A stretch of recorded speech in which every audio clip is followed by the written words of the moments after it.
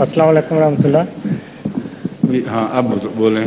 السلام علیکم ورحمۃ اللہ. وعلیکم السلام ورحمۃ اللہ. حضور میرا نام امتیاز احمد ہے، مجلس ہائیڈلبرگ سے.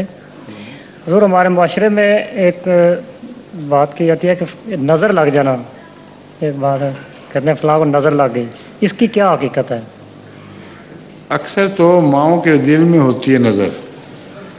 ان کو بعض بچے پیارے لگتے ہیں، ان کو چھینک آ جائے تو کہتے ہیں نظر لگ گئی، کوئی اسہار لگ جائیں تو کہتے ہیں نظر لگ گئی.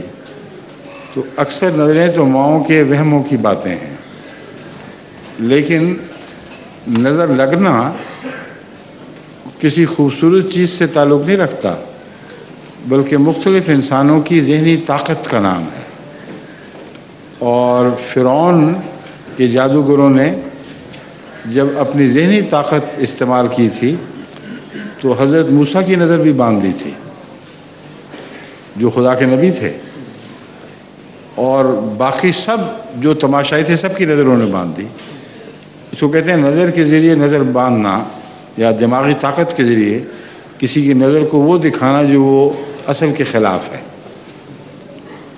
اسی لیے انہوں نے پھر حضرت موسیٰ کے خدا پر حضرت موسیٰ کے رب پر ایمان کا اقرار کیا، کیونکہ جادوگر جانتے تھے کہ جس کو ایک دفعہ دماغ کی طاقت مغلوب کر دے وہ اپنے زور سے پھر اس طاقت کو توڑ نہیں سکتا.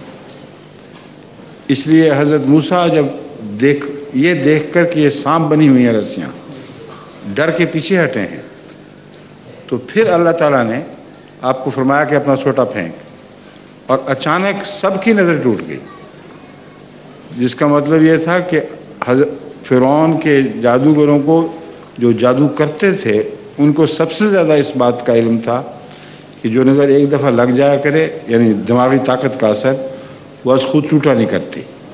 اس لیے ضرور اس کا خدا ہے جس نے اس کی مدد کی ہے. یہ تو حقیقت ہے نظر کی. اس کو میزمرزم بھی کہتے ہیں، ہپنوٹزم بھی کہتے ہیں.